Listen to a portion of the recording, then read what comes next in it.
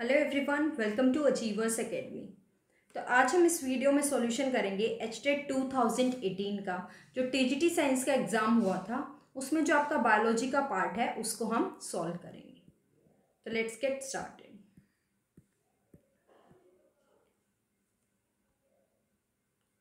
यहाँ पे आपका फर्स्ट क्वेश्चन है, spermatids are transform into spermatozoa by the process of. आपका जो स्पर्मेटोजोआ है इसी को हम क्या बोलते हैं? स्पर्म्स बोलते हैं। ठीक है, इस प्रोसेस को हम बोलते हैं स्पर्मियोजेनेसिस। आपके लिए ये वाला इंपॉर्टेंट है। इसमें आपके क्वेश्चन किस तरीके से आते हैं, देखो सबसे पहले आपका क्या प्रेजेंट होता है? स्पर्मेटोगोनिया। स्पर्मेटोगोनिया जो कि आपका क्या होता है? डिप्लॉयड होता है। अब ये जो आपका स्पर्मेटोगोनिया होता है, ये जो डिप्लॉयड है, इसके अंदर सबसे पहले क्या होता है? सेल डिवीजन होता है, मतलब मल्टीप्लिकेशन होगी। ठीक है, मल्टीप्लिकेशन या फिर ग्रोथ फेज इसको हम बोलते हैं। तो यहाँ पे जो सबसे पहले होता है दैट इज माइटोसिस। ठीक है, माइटोसिस क्या है? एक टाइप का आपका सेल डिवीजन है जिसको इक्वेशनल डिवीजन भी बोलते हैं। एक सेल है, ये अपने ही जैसे फिर दो सेल बना लेगा। ये बन गए अपने ही जैसे, तो ये डिप्लॉयड थे तो ये भी आपके यहाँ पे डिप्लॉयड सेल बन गए। अब ये जो बने हैं स्पर्मेटोगोनिया से, इनको हम बोल देते हैं प्राइमरी स्पर्मेटोसाइट्स। Primary spermatocytes. ठीक है, अब ये जो आपके माइटोसिस से प्राइमरी स्पर्मेटोसाइट्स बने हैं, फर्दर इनके अंदर क्या होती है? ग्रोथ होती है। पहले क्या हुआ? आपका सिंगल स्पर्मेटोगोनिया है जो आपका मल्टीप्लाई कर गया दो में। अब इनके अंदर क्या होगा? ग्रोथ फेज आएगा। तो यहाँ पे होता है आपका मियोसिस वन। मियोसिस वन क्या होता है? मियोसिस क्या है आपका? रिडक्शनल डिवीजन है। तो ये आपका एन और एन के अंदर टूट जाएगा। ये भी एन, ये भी एन, सिमिलरली ये हो जाएगा आपका। तो यहाँ पे ये प्राइमरी स्पर्मेटोसाइट, जब इसके अंदर क्या हुआ? मियोसिस वन होगा, तो ये बन जाएगा आपका सेकेंडरी स्पर्मेटोसाइट।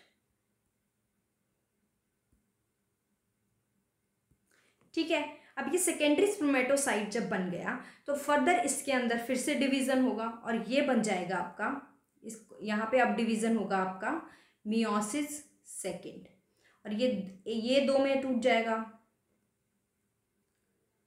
तो ये चार आपके बन जाएंगे।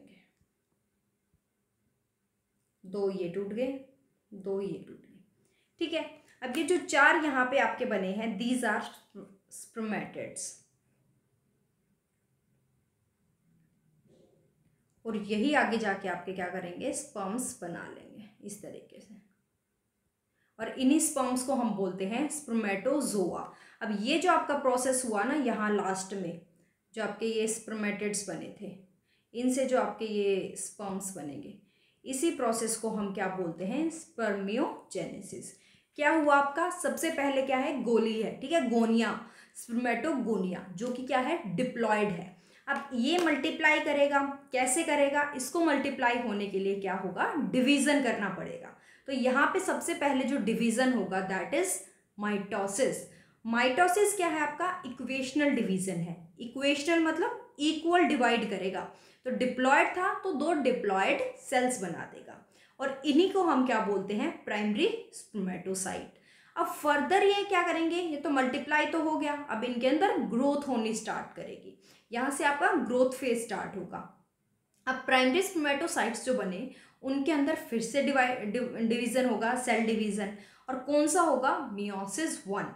और यहाँ पे ये आपका बना देगा, डिप्लॉयड था, अब मियोसिस हो रहा है तो वो क्या है? एक रिडक्शनल डिवीजन है, रिडक्शन होगी, तो ये 2n था तो आपका बना लेगा n और n, हैप्लॉयड कंडीशन आ जाएगी, और ये बने आपके सेकेंडरी स्पर्मेटोसाइट। यहाँ पे आपके क्वेश्चन इस तरीके से भी आते हैं कि सेकेंडरी जो स्पर्मेटोसाइट है दैट इज हैप्लॉयड और डिप्लॉयड। तो सेकेंडरी स्पर्मेटोसाइट आपका क्या होता है? हैप्लॉयड होगा, और जो आपका प्राइमरी स्पर्मेटोसाइट था वो आपका क्या होता है? डिप्लॉयड होता है। अब सेकेंडरी स्पर्मेटोसाइट के अंदर आपका होगा फिर से डिवीजन, और वो डिवीजन होगा मियोसिस सेकेंड। कौन सा डिवीजन होगा? मियोसिस सेकेंड, और क्या बन जाएंगे आपके?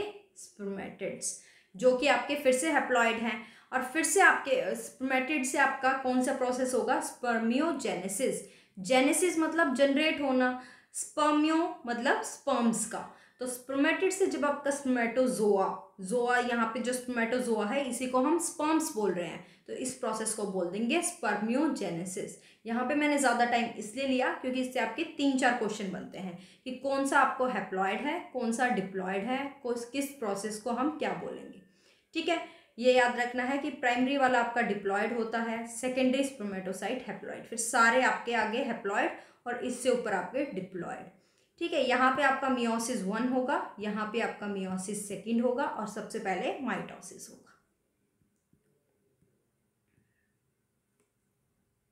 इस पूरे प्रोसेस को स्पर्मेटोजेनेसिस बोलेंगे। Now the next question is, all members of the bee society are diploid except the drones. जितने भी बी सोसाइटी के मेंबर्स हैं ना, सब डिप्लॉयड होते हैं, लेकिन एक्सेप्ट द ड्रोन्स। क्यों? क्योंकि ड्रोन्स क्या होते हैं, आपके हैप्लॉयड होते हैं। जब आपका बी होती है ना, उसमें क्या होता है, पार्थियोजेनेसिस होता है। पार्थियोजेनेसिस का मतलब क्या है, बिना फर्टिलाइजेशन के जब आपका क्या होता है, मेल मेंबर बन रहा है। ठीक है, उसको हम बोल देते हैं ड्रोन। तो ड्रोन्स आपके पार्थियोजेनेसिस से तो बन रहे हैं, ये भी ठीक है, लेकिन इसलिए ये डिप्लॉयड नहीं है। स्टेटमेंट तो दोनों ठीक है, पर ये इसकी करेक्ट एक्सप्लेनेशन नहीं है।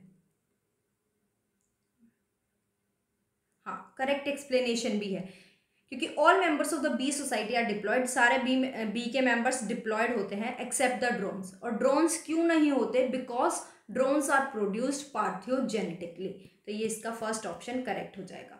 बी के अंदर क्या होता है, जो पार्थियोजेनेसिस होगी, जो अनफर्टिलाइज्ड एग है ना, बिना फर्टिलाइजेशन के जो आपकी डेवलपमेंट होगी, तो वो बन जाएगा आपका ड्रोन, जो कि आगा होगा हैप्लॉयड या फिर मेल मेंबर जिसको बोल देंगे।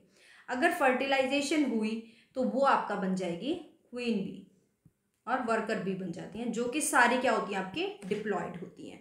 तो यहाँ पे आपकी दोनों स्टेटमेंट करेक्ट हैं और इसकी करेक्ट एक्सप्लेनेशन भी है कि हैप्लॉयड किस लिए होता है। अब है next question is, deforestation does not results in.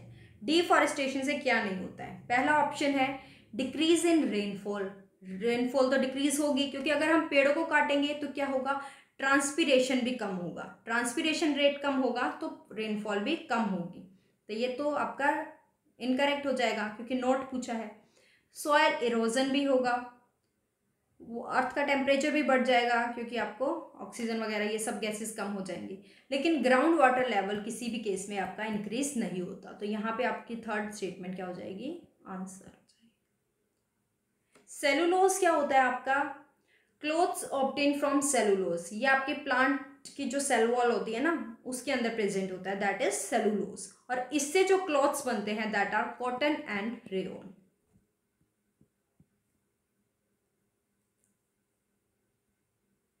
Which of the following strategy are useful for preventing oxidation of food stuff? Oxidation, food क्या करता है, कई बार आपका ऑक्सीजन की प्रेजेंस में खराब हो जाता है, ऑक्सीडाइज हो जाता है। ठीक है, अब इस ऑक्सीडेशन को आपका रोकने के लिए क्या क्या आपकी स्ट्रेटेजीज इन्वॉल्व होती हैं। पहली है एडिशन ऑफ एंटीऑक्सीडेंट।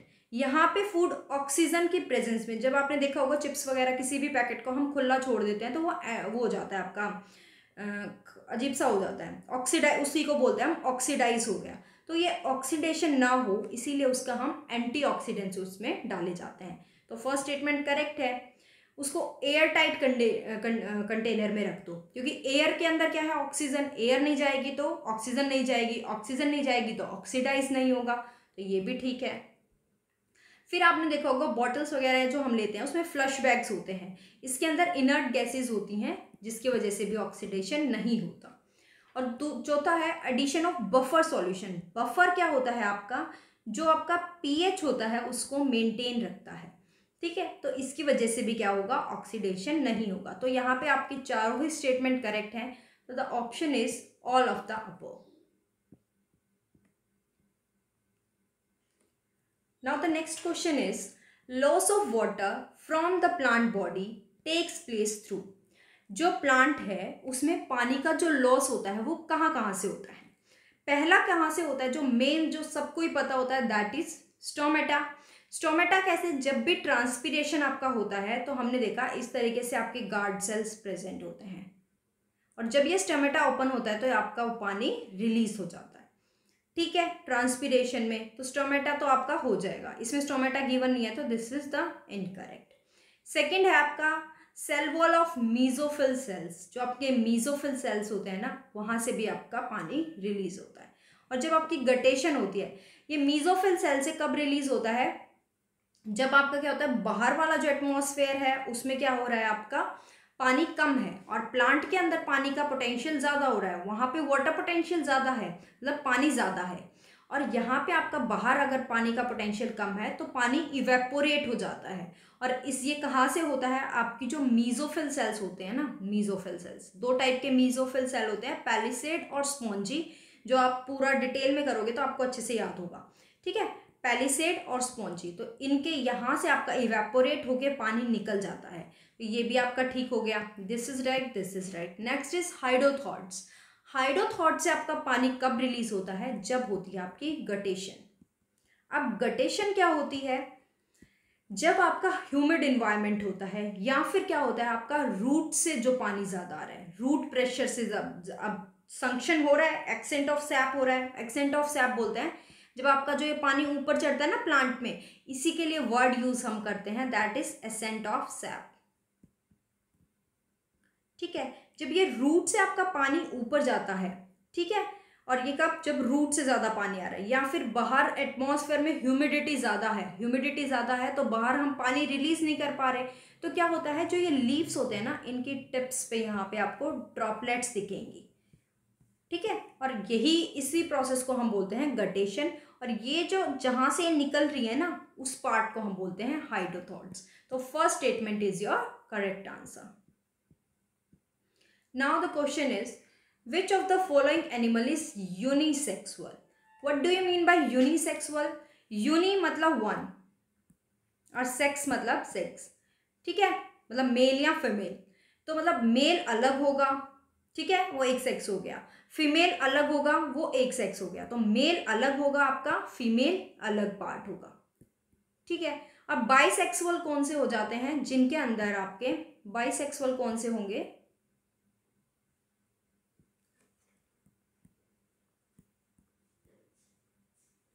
बाइसेक्सुअल वो होंगे जिनके अंदर एक ही बॉडी है, जिसके अंदर मेल पार्ट भी है आपका, फीमेल भी। आपका देखो एनसीईआरटी में अर्थवर्म और कॉकरोच अच्छे से गिवन है। ठीक है, जो आपका टिश्यू वाला चैप्टर है, एनिमल टिश्यू, वहाँ पे आपने देखा होगा अर्थवर्म है, उसके अंदर ही आपका मेल पार्ट है, सिमिलरली उसी के अंदर आपका फीमेल पार्ट है। तो उसके लिए हम जो वर्ड यूज करते हैं दैट इज हर्माफ्रोडाइट, हर्माफ्रोडाइट। ठीक है, ये क्या हुए आपके बाइसेक्सुअल होता है। तो अर्थवर्म आपका क्या हुआ, बाइसेक्सुअल। अर्थवर्म आपका किसके अंदर आता है, आपका एनालिडा के अंदर। लीच किसके अंदर आता है, ये आप कमेंट सेक्शन में बताओगे। ठीक है, टेपवर्म किसके अंदर आता है, ये भी आप कमेंट सेक्शन में बताओगे। टेपवर्म देखो, टेप फ्लैट फ्लैट सा होता है तो प्लैटीहेलमिन्थीज। लीच भी, लीच चलो आप कमेंट सेक्शन में बताओगे। लेकिन जो आपका कॉकरोच होता है उसमें मेल कॉकरोच अलग होगा, फीमेल कॉकरोच अलग होगा, तो ये क्या हुआ, यूनिसेक्सुअल। और ये किस में आता है आपका, आर्थ्रोपोडा में। आपका आपको जो आंसर करना है दैट इज लीच, ये कौन से फाइलम में आएगा। Now the next question is, how many effective codons are there for the synthesis of 20 amino acids? आपके टोटल अमीनो एसिड्स कितने हुए, 20। अब इन 20 अमीनो एसिड्स को कोड कितने कोडोन्स करते हैं हमारे, टोटल 64 कोडोन्स टोटल होते हैं। फिर हमने पढ़ा कि स्टॉप कोडोन या फिर नॉनसेंस कोडोन हमारे कितने हुए, 3। तो 64 माइनस 3 हमारे हो जाएंगे 61। तो यही 3 आपके क्या हुए, इफेक्टिव कोडोन, क्योंकि बाकी 3 तो आपके क्या हो गए, स्टॉप कोडोन। कौन कौन से हैं आप कमेंट सेक्शन में बताओगे, क्योंकि ये हम क्वेश्चन कर चुके हैं। Now the next question is, which of the following is an example of a higher plant. अब हाइयर प्लांट्स कौन से होते हैं, जो आपके जिम्नोस्पर्म्स होते हैं, जिम्नोस्पर्म्स होते हैं, और जो आपके एंजियोस्पर्म्स होते हैं, इन दोनों को हम क्या बोलते हैं, आपके हाइयर प्लांट्स बोलते हैं। ये जो आपके थैलोफाइटा, ब्रायोफाइटा, टेरिडोफाइटा होते हैं, ये लोअर प्लांट्स की कैटेगरी में आ जाएंगे, ये दोनों हाइयर प्लांट्स में आएंगे। तो अब देख लेंगे इनमें से जो जिम्नोस्पर्म एंजियोस्पर्म होगा वो हमारा क्या हो जाएगा, आंसर हो जाएगा। हॉर्स टेल प्लांट, तो ये तो क्या हो गया आपका टेरिडोफाइट हो गया, तो ये तो इनकरेक्ट। फिर है लाइकन्स, ये भी थैलोफाइटा में आ जाएगा, ये भी इनकरेक्ट। पजीजा आपकी क्या होती है, फंजाई होती है, तो ये कप फंजाई, इसको पजीजा को हम कप फंजाई भी बोलते हैं, तो ये भी इनकरेक्ट। लेकिन जो एफिड्रा होता है दैट इज एन जिम्नोस्पर्म होता है, ये आपका जिम्नोस्पर्म होता है। तो यहाँ पे जो जिम्नोस्पर्म है उसका एक ही एग्जाम्पल है, और हाइयर प्लांट ही आपसे पूछा है, तो fourth option is the correct answer. फिर है आपका जिम्नोस्पर्म में जो एंडोस्पर्म होता है वो हैप्लॉइड होता है, इसमें तो इतना कुछ समझाने जैसा नहीं है। नाउ द नेक्स्ट देखो, फिर आपका सेल डिवीजन से क्वेश्चन आ गया, एक पहले आ चुका है, एक और क्वेश्चन आ गया। तो सेल डिवीजन आपका इंपॉर्टेंट हो गया। जैसे एक टॉपिक आज मैंने बता दिया sexual reproduction in flowering plants में, आपका लास्ट वाला पेज है, वहां से आपको क्वेश्चन करना है। कल बताया था बायोटेक्नोलॉजी में आपको ट्रांसक्रिप्शन करना है, रेप्लिकेशन करना है, ट्रांसलेशन करना है, और आप कर लेना उसमें आरएनए से रिलेटेड कर लेना, जो आरएनए वर्ल्ड है ना वो अच्छे से कर लेना। फिर है the microtubules from opposite poles of the spindle. देखो आपका क्या होता है, माइक्रोट्यूब्यूल क्या होता है, आपको पता है कि यहाँ पे आपका इस तरीके से प्रॉक्सिमल और डिस्टल सेंट्रोसोम प्रेजेंट है, जिनके बाहर आपका अमोर्फस फ्लूइड प्रेजेंट है। यहाँ से आपके निकलते हैं इस तरीके से एस्टर रेज, और इस पूरे को ही हम बोल रहे हैं स्पिंडल एपरेटस। ठीक है, the microtubule from opposite pole of the spindle get attach to kinetochores. अब यहाँ से ये निकलेंगे आपके माइक्रोट्यूब्यूल्स, और ये कहाँ पे अटैच हो रहे हैं, नीटोकोर से। तो आपका इस तरीके से जो क्रोमेटिड होता है यहाँ पे ये प्रेजेंट होते हैं, ये जो इस तरीके से मैंने बनाया ना, दीज आर नीटोकोर्स, तो ये आपके अटैच हो रहे हैं यहाँ पे आके नीटोकोर से। ठीक है, और ये कब होता है आपका मेटाफेज 2 के अंदर होगा। ठीक है, मियोसिस सेकेंड की जो सेकेंड फेज होगी माइटोसिस 2, उसमें होगा। न्यूक्लियस इज प्रेजेंट इन, हमने देखा कि माइकोप्लाज्मा में ना सेल वॉल होती है ना ही न्यूक्लियस होता है, कट। फिर आपका अमीबा के अंदर न्यूक्लियस होगा, बाकी इनके अंदर नहीं होगा। Now the next question is which of the following is not an adaptation for xerophytes. Xerophytes क्या होते हैं, आपके जो डेजर्ट एरिया या फिर एरिड एरिया में जो आपके प्लांट्स होंगे उनको हम बोलते हैं जीरोफाइट्स। इनसे रिलेटेड क्वेश्चन आता है अडेप्टेशन से रिलेटेड, क्यों, बिकॉज डेजर्ट एरिया में वहाँ पे प्रॉपर इन्वायरमेंट नहीं है, पानी नहीं है, तो ये कुछ ना कुछ ऐसी कंडीशन, कुछ ना कुछ अडेप्टेशन करते हैं, अपने अंदर अडेप्ट कर लेते हैं, जिसकी वजह से ये वहाँ पे सर्वाइव कर पाए। तो जीरोफाइट्स में क्या क्या अडेप्टेशन होंगी वो हम देखेंगे। फर्स्ट गिवन है presence of chlorenchymatous tissue in stem cortex. Chlorenchymatous मतलब क्लोरोफिल प्रेजेंट होगा स्टेम के अंदर, वहाँ पे क्या होगा आपका फोटोसिंथेसिस हो जाएगा, तो ये भी एक आपकी अडेप्टेशन होती है, this is right. Now the next question is, next statement is presence of sclerenchymatous tissue in stem hypodermis. जो आपका मोनोकोट का स्टेम होता है ना उसके अंदर आपका जो हाइपोडर्मिस है, बाहर वाली जो लेयर है, ये है आपका अनाटमी इन फ्लावरिंग प्लांट्स में आपका थर्ड पेज जो आप करोगे उसके अंदर आपका ये गिवन है। ठीक है, स्क्लेरेनकाइमेटस मतलब वहाँ पे डेड वाला पार्ट होगा, तो ये भी आपका यहाँ पे प्रेजेंट होता है। फिर है presence of waxy layer on aerial plants. Waxy layer भी है ताकि ज़्यादा वाटर का लॉस ना हो, ज़्यादा इवेपोरेशन ना हो, तो ये भी ठीक है। फिर है presence of aerenchymatous in stem. Aerenchymatous tissue नहीं प्रेजेंट होता क्योंकि ज़्यादा ही फिर वाटर का लॉस हो जाएगा, तो ये आपका अडेप्टेशन नहीं होती। ये आपका जो हाइड्रोफाइट्स पानी वाले प्लांट होते हैं उनके अंदर ये प्रेजेंट होता है। फिर नेक्स्ट स्टेटमेंट इज असर्शन और रीजन गिवन है। असर्शन है termites and ants are social insects. Social insect कौन से होते हैं, जो ग्रुप में रहेंगे और अपना अपना काम डिवाइड कर लेंगे। ठीक है, उनको हम बोलते हैं सोशल इंसेक्ट्स। जैसे हम है सोशल, कैसे सब ग्रुप में रह रहे हैं और सबका अपना अपना डिवीजन ऑफ लेबर है कि सबका ये काम होता है। सिमिलरली जो टर्माइट्स होते हैं और आंट्स होती हैं, मेनली इसके अंदर आपके सोशल इंसेक्ट में बीज भी आती हैं और वास्प भी आ जाएंगे। ठीक है, ये चार मेनली आपकी क्वेश्चन में पूछी जाती हैं। सोशल इंसेक्ट होते हैं मतलब ग्रुप में रह रहे हैं और अपना अपना काम डिवाइडेड है, डिवीजन ऑफ लेबर है, तो ये सोशल इंसेक्ट होते हैं। This is the right statement. Now the reason is both establish fungus garden in their nest to feed on fungus. Termites और अंट अपना दोनों क्या करते हैं, एक फंगस गार्डन बनाते हैं घोंसले के अंदर, जिससे वो फंगस के ऊपर फीड कर सके। लेकिन ये दोनों स्टेटमेंट तो ये दोनों करेक्ट है, पर ये इसकी करेक्ट एक्सप्लेनेशन नहीं है। क्यों? सोशल इंसेक्ट तो इसलिए हम इनको बोलते हैं क्योंकि ये ग्रुप में रह रहे हैं और इनका काम डिवाइडेड है, इसलिए नहीं बोलते कि ये फंगस पे फीड करते हैं। तो स्टेटमेंट तो दोनों करेक्ट हैं, लेकिन इसकी करेक्ट एक्सप्लेनेशन नहीं है। Now the next question is phonetic classification is based on. देखो हमने पढ़ी इवोल्यूशनरी हिस्ट्री वाली क्लासिफिकेशन को हमने बोला था फाइलोजेनी, ठीक है। और फेनेटिक उसको बोलेंगे जो आपका एग्जिस्टिंग ऑर्गेनिज्म है ना, उसकी जब हम बाहर वाली एक्सटर्नल मॉर्फोलॉजी को मेनली जो पढ़ेंगे, ठीक है। क्यों? क्योंकि ये ऑब्जर्व कर सकते हैं। अगर एक्सटर्नल मॉर्फोलॉजी को पढ़ना क्या होता है, ईजी, क्योंकि वो ईजिली ऑब्जर्व की जा सकती है। तो जब ऑब्जर्वेबल कैरेक्टरिस्टिक्स को पढ़ते हैं एग्जिस्टिंग ऑर्गेनिज्म की, इस टाइप की क्लासिफिकेशन को हम बोलते हैं phonetic classification. Now the next question is, in malaria, the product released by mosquito into blood cause chill and fever. Malaria के अंदर कौन कॉज करता है? कल क्वेश्चन आया था, किसने कॉज किया था? प्लाज्मोडियम ने, ठीक है। कौन सा मच्छर कॉज करता है, ये आप ऑप्शन में बताओगे, ठीक है। ए से स्टार्ट होगा और 2 अक्षर का है, आपको इतनी हिंट दे दिया। अब आप ये कमेंट सेक्शन में बताना है, ठीक है, कि आपको कौन सा मच्छर है जो कॉज करता है। द प्रोडक्ट रिलीज्ड बाय, अब मॉस्किटो, मलेरिया जब होता है तो क्या होता है, बहुत ठंड लगती है, ठीक है। तो ऐसा कौन सा टॉक्सिन है जिसकी वजह से ये क्या होता है, चिल और फीवर होता है, ठंड लगती है और फीवर होता है। जब आपका आरबीसी रप्चर होती है ना, तो एक टॉक्सिन रिलीज होता है हीमोजोइन, जिसकी वजह से क्या होता है, मलेरिया के अंदर जो ठंड और बुखार होता है वो इसी टॉक्सिन की वजह से होता है।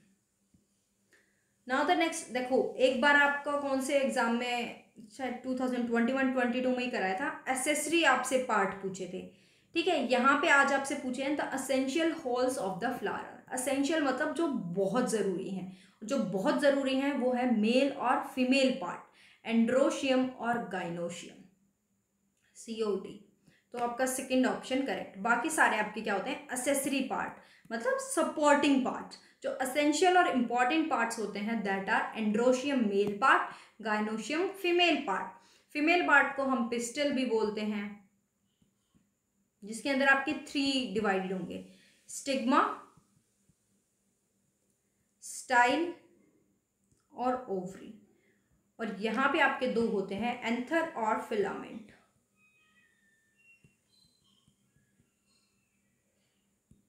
ठीक है। Now the next question is, which one of these pair is exclusively of vestigial organs of human. कौन सा पेयर है जो वेस्टिजियल है? वेस्टिजियल मतलब जो हमारे एंसेस्टर्स के अंदर वर्किंग था लेकिन अब उसका रोल नहीं है।